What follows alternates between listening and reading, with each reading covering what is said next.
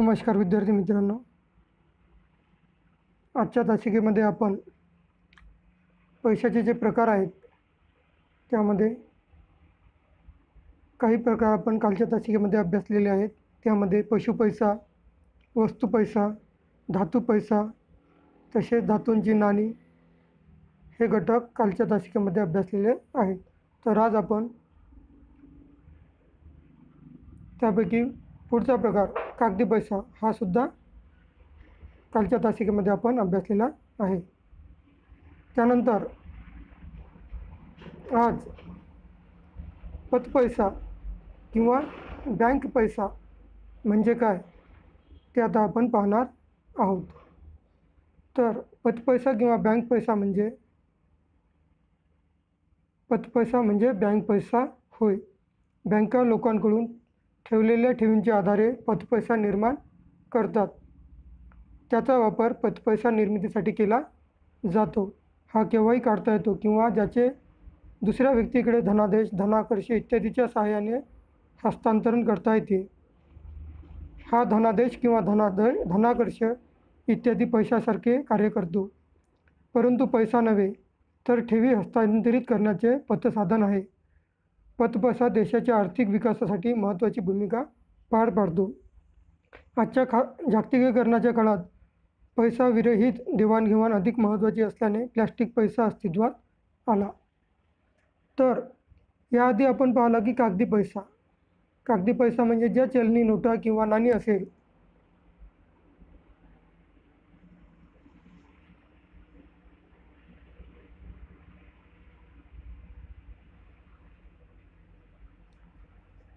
त्याचा समावेश कागदी पैशामध्ये होतो। परंतु पतपैसा म्हणजे काय तर सर्वसामान्य व्यक्ती जेव्हा बँकेमध्ये आपले पैसे बचत करतात त्या बँकेकडून जी बचत जमा होते त्या बँकेकडून त्या बचतीतून वेगवेगळे व्यवहार केले जातात। कर्ज वाटप तसेच गुंतवणुकीसाठी व्यवहार करणे, ते सर्व व्यवहार जे आहेत ते पतपैसा किंवा बँक पैसा यामध्ये समाविष्ट होत असतात। म्हणजे जेव्हा आपण बँकेमध्ये आपली बचत जमा करतो त्या बचतीतूनच बँका कर्ज पुरवठा करतात, सरकारला कर्ज देतात, खाजगी व्यक्तींना कर्ज देतात आणि त्यातूनच आपल्या जो पैसा आहे त्यामधून बचतीतून पतपैसा निर्माण केला जातो। हा केव्हाही काढता येतो किंवा ज्याचे दुसऱ्या व्यक्तीकडे धनादेश, धनाकर्ष इत्यादीच्या सहाय्याने आपण हस्तांतरितसुद्धा करू शकतो। आता एखाद्या व्यक्तीला आपण नगदी पैसे न देता बँकेचा चेक दिला तरी तो चेकसुद्धा त्या पैशाचे व्यवहार करू शकतो। समजा एखाद्या व्यक्तीला 10,000 रुपये द्यायचे असेल आणि 10,000 रुपये चलन न देता त्या व्यक्तीला 10,000 रुपयाचा चेक दिला तरीसुद्धा तो चेक 10,000 रुपयाचे कार्य करतो। म्हणजेच तो काय झाला, पतपैसा झाला। त्यालाच आपण म्हणतो बँक पैसा। म्हणजेच तो चेक पैशाचे व्यवहार करण्यासाठी सक्षम आहे। जर त्या व्यक्तीच्या बँक खात्यामध्ये 10,000 रुपये असेल तर तो व्यक्ती बँकेमध्ये तो चेक जमा करून 10,000 रुपये काढू शकतो। म्हणजेच त्याने चेकच्या माध्यमातून पैशांचे हस्तांतरण केलेले आहे। म्हणजेच इथे आपल्या लक्षात येईल की पतपैसा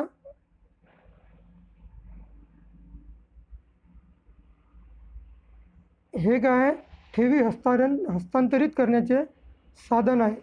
म्हणजे आपण नगदी पैसा जे व्यवहार खूप मोठ्या प्रमाणात असतात, जसे लाखो किंवा करोडोच्या व्यवहारामध्ये एखाद्या व्यक्तीला व्यवहार करायचे असेल तर अशा वेळेस चलनी नोटा किंवा नाण्यामध्ये व्यवहार करणे शक्य होत नाही। अशा वेळेस तो व्यक्ती चेकच्या माध्यमातून आपले ते व्यवहार पूर्ण करत असतो। जसे मोठमोठे उद्योगधंदे असेल, कारखाने असतील किंवा सरकारला जर एक विशिष्ट कार्य करण्यासाठी पैशाची आवश्यकता असेल अशा वेळेस चेकच्या माध्यमातून ते आपले व्यवहार पूर्ण करू शकतात, कारण ते व्यवहार करण्यासाठी सोयीचे आणि सुलभ असतात। अशा प्रकारे हा जो पतपैसा आहे तो पतपैसा ठेवी हस्तांतरित करण्याचे एक साधन आहे। त्यामुळेच पतपैसा जो आहे तो देशाच्या आर्थिक विकासासाठी महत्त्वाची भूमिका पार पाडतो। त्याचं कारण की चेकच्या माध्यमातून अत्यंत मोठ्या प्रमाणातील व्यवहारसुद्धा म्हणजेच करोडो किंवा लाखो रुपयाचे व्यवहारसुद्धा चेकच्या माध्यमातून आपण सहजपणे पूर्ण करू शकतो आणि त्या व्यवहारामुळे देशाचे चलन आहे ते निर्मिती करण्याची आपल्याला देशाच्या अर्थव्यवस्थेला किंवा रिझर्व्ह बँकेला गरज पडत नाही. जर चेकच्या माध्यमातून आर्थिक व्यवहार होत असेल तर चलनी नोटा आणि नाणी छापण्याची तेवढी गरज पडत नाही. म्हणून देशाच्या आर्थिक विकासामध्ये हे जे व्यवहार आहे ते महत्त्वाची भूमिका बजावतात आणि हे जे व्यवहार असतात ते अगदी सोयीचे आणि सुलभ असतात. अगदी कमी वेळेमध्ये आपण आपले व्यवहार करू शकतो. त्यामुळे देशाचे चलन बचत होते, वेळेची बचत होते आणि जे व्यवहार असतात ते अतिशय सुलभ होतात. त्यामुळे देशाच्या आर्थिक विकासामध्ये हा घटक अतिशय महत्त्वाची भूमिका बजावतो. परंतु आजच्या जागतिकीकरणाच्या काळात पैसा विरहित देवाणघेवाण अधिक महत्त्वाची झालेली आहे आणि त्यामुळेच प्लॅस्टिक पैसा अस्तित्वात आला. आता चेकच्या व्यवहारावरसुद्धा काही प्रमाणात मर्यादा आलेली आहे. कारण जागतिकीकरणामध्ये अधिकचे व्यवहार आहेत ते व्यवहार प्लॅस्टिक पैशाच्या माध्यमातून करण्यात येत आहे. त्यामुळेच प्लॅस्टिक पैसा निर्माण झालेला आहे. तो घटक आता आपण अभ्यासू.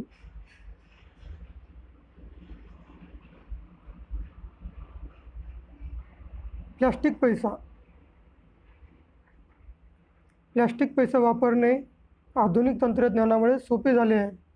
उदाहरणार्थ डेबिट व क्रेडिट कार्ड्स प्लॅस्टिक पैसा म्हणून वापरले जातात. नवनवीन शोधाचे पुढचे पाऊल म्हणजेच इलेक्ट्रॉनिक पैसा होय. तर आता आपण याआधी आपण अभ्यासलं की पतपैसा. परंतु पतपैशाच्या पुढचे जे पाऊल आहे म्हणजे पुढचा जो आपण पैशाचा प्रकार म्हणू शकतो तो आहे प्लॅस्टिक पैसा. प्लॅस्टिक पैसा वापरणे आधुनिक तंत्रज्ञानामुळे अधिक सोयीचे झालेले आहे. त्यामध्ये जे डेबिट आणि क्रेडिट कार्ड असेल, जसं आपण बँकेमध्ये कुठल्याही बँकेच्या ATMमध्ये गेलो की आपल्या ATM कार्डच्या माध्यमातून आपले जे व्यवहार आहेत ते आपण व्यवहार पूर्ण करू शकतो. तसेच एखाद्या मार्केटमध्ये गेलेलो असेल तर तिथेसुद्धा आपण डेबिट आणि क्रेडिट कार्डच्या माध्यमातून आपले जे खरेदी विक्रीचे व्यवहार आहे ते खरेदी विक्रीचे व्यवहार सहजपणे करू शकतो. म्हणजे चेकच्या पेक्षा जे पुढचं पाऊल आहे सोयीचं ते आहे प्लॅस्टिक पैसा. प्लॅस्टिक पैशाच्या माध्यमातून आपले जे व्यवहार आहेत ते अतिशय सुलभरित्या आणि अतिशय कमी वेळेमध्ये आपले व्यवहार पूर्ण करू शकतो. अशा प्रकारे पैशाचा जो पुढचा प्रकार आहे तो आहे प्लॅस्टिक पैसा. परंतु नवनवीन शोधाचे पुढचे पाऊल म्हणजेच इलेक्ट्रॉनिक पैसा होय. या प्लॅस्टिक पैशाच्या पुढचे जे पाऊल आहे ते आहे इलेक्ट्रॉनिक पैसा.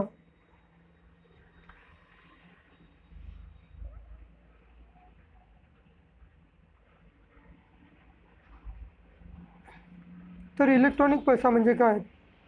ही पैसा किंवा इलेक्ट्रॉनिक पैशाला मौद्रिक मूल्य असून ते इलेक्ट्रॉनिक यंत्रणेच्या सहाय्याने हस्तांतरित केले जातात. उदाहरणार्थ mobile phone, tablet, smart card, संगणक इत्यादी. इलेक्ट्रॉनिक पैशाला मध्यवर्ती बँकेचे पाठबळ असते. इलेक्ट्रॉनिक पैसा जागतिक व्यवहारामध्ये वापरला जातो. अंकात्मक किंवा संगणकीय पाकिट म्हणजेच डिजिटल वॉलेट हा देखील साठवलेल्या इलेक्ट्रॉनिक पैशाचा प्रकार आहे. याआधी आपण पाहिलं की प्लॅस्टिक पैसा त्यामध्ये डेबिट आणि क्रेडिट कार्डचा समावेश होतो. परंतु आता सध्याच्या काळामध्ये आपण मोबाईलच्या माध्यमातून आपल्या पैशाचे व्यवहार करू शकतो. डिजिटल पेमेंट आपण मोबाईलच्या किंवा संगणकाच्या टॅबलेटच्या माध्यमातून अतिशय सुलभरित्या करत आहे आणि त्याचा समावेश इलेक्ट्रॉनिक पैसा या संकल्पनेत होतो. इलेक्ट्रॉनिक पैशामध्ये आपण जे पैसे आपल्या मोबाईलमध्ये किंवा संगणकामध्ये किंवा टॅबलेटमध्ये असेल त्यालाच ई-वॉलेट किंवा डिजिटल वॉलेट असे सुद्धा म्हटले जाते. आणि या वॉलेटमध्ये आपण आपली जी संपत्ती असेल, पैसा असेल तो आपण जमा करू शकतो आणि त्यातूनच आपले जे आर्थिक व्यवहार असेल, खरेदी विक्रीचे किंवा इतर कुठलेही व्यवहार असेल ते व्यवहार आपण इलेक्ट्रॉनिक पैशाच्या माध्यमातून अतिशय सुलभरित्या पूर्ण करू शकतो.